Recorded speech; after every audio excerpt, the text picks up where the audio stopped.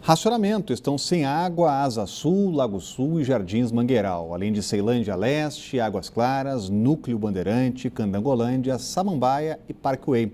O cronograma completo e as regiões afetadas pelo rodízio de amanhã estão no site caesb.df.gov.br. E mais uma tentativa de assalto deixou um policial militar ferido. O caso foi em Samambaia Sul, na noite de ontem. O PM reagiu, matou um dos ladrões, mas acabou baleado. Ele voltava da igreja quando os criminosos tentaram levar o carro dele. Na segunda, outro policial foi atingido, também uma tentativa de assalto na Asa Norte. As marcas de sangue perto da casa de Elton Estefânio da Silva denunciavam que o local foi palco de violência. Nem mesmo um sargento da Polícia Militar escapa da ação de bandidos. O homem, de 41 anos, sofreu uma tentativa de latrocínio ao chegar em casa com a família na QR 318 de Samambaia Sul. Elton foi abordado por volta das 10h30 da noite, enquanto estacionava o carro. O PM reagiu. Houve troca de tiros. Elton foi baleado na mão e não corre o risco de morrer. Já um dos bandidos, que também foi baleado, morreu a poucos metros daqui. A PM informou que um bandido foi preso minutos depois do crime. Ele estava com a arma usada na ação. Pelo menos mais 2 criminosos participaram da tentativa de latrocínio. Os vizinhos disseram que acordaram com os tiros e que a região é bastante perigosa. Por medo da criminalidade, poucos quiseram gravar entrevista. Tá perigoso mesmo, a Samambaia é muito perigosa. Faz medo mesmo sair na rua, né? A gente com o celular é muito difícil, eles querem tomar, é muito perigoso. Precisa mais segurança para nós, né? Está na mão dos bandidos. Estão na mão deles. Nesta manhã, amigos de Elton, também policiais militares, foram visitar o sargento. Não quiseram gravar entrevista, mas disseram que estão chocados com tudo o que está acontecendo contra a corporação.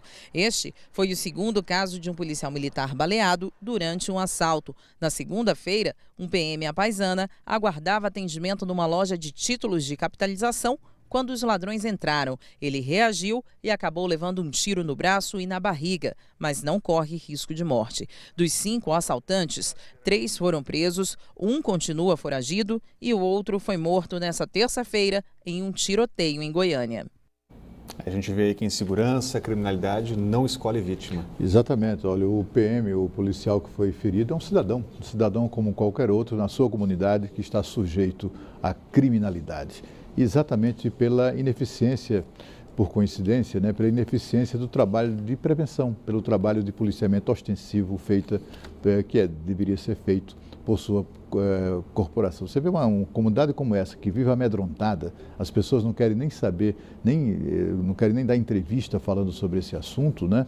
É uma cidade, é uma comunidade que está acuada, que é vítima de criminosos que certamente moram nas proximidades.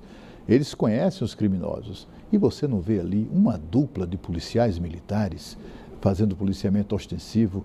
Isso é que tem que mudar nesta cidade, né? Nós, aqui há muitos anos atrás, Brasília era uma ilha de tranquilidade do ponto de vista da segurança pública, porque onde havia uma comunidade assim, havia também policiamento ostensivo de policiais a pé, na rua, em cada esquina, em cada quadra comercial ou residencial. E aí era de fato muito tranquilo viver em Brasília. Depois que acabaram com essa lógica e substituíram o policiamento a pé por passeios em viaturas que são aguardadas pelos bandidos, quando elas passam, eles agem.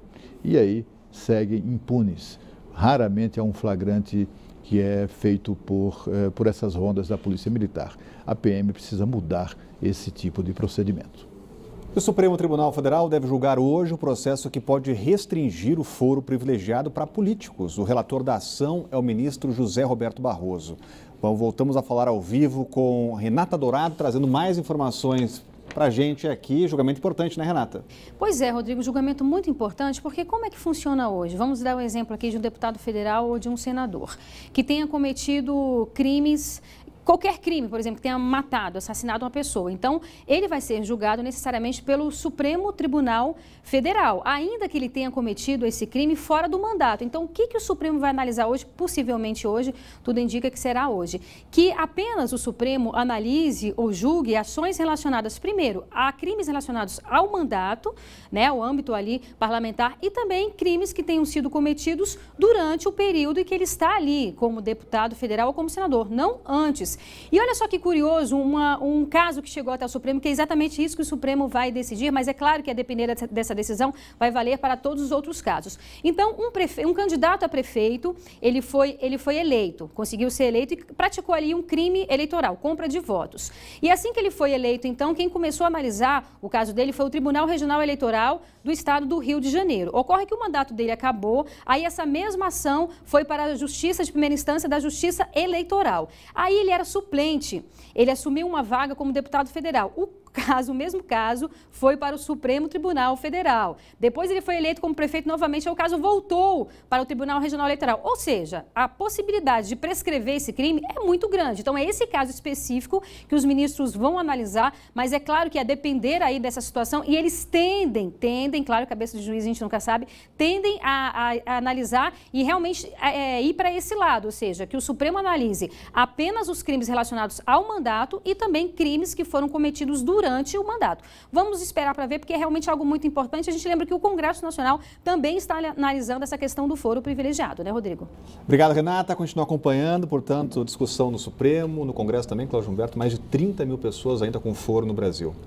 Quase 40 mil, né, na verdade. O que a gente observa é que é uma discussão importantíssima no Supremo Tribunal Federal hoje, mas ali do outro lado da Praça dos Três Poderes, no Congresso, também se trava uma discussão importante, que é a votação da proposta de emenda constitucional que acaba com o foro privilegiado, né? Não tem que estar discutindo onde começa e termina o foro privilegiado, tem que simplesmente acabar com isso. É um privilégio inaceitável, que não apenas protege parlamentares, mas também como diversos outros segmentos do setor público. São quase 40 mil pessoas, há uma estimativa em torno de 37 mil pessoas que são beneficiadas por foro privilegiado. Há uma proposta que está sendo discutida no Senado, que é a de se criar varas federais especiais para tratar desses casos. Não seria foro privilegiado, mas os casos seriam concentrados nessas varas. É uma opção, inclusive, defendida pelo ministro Luiz Roberto Barroso. E a seguir começa a semana para o Minha Brasília e o convidado é o vocalista do Biquíni Cavadão. É logo depois do intervalo aqui no Band Cidade.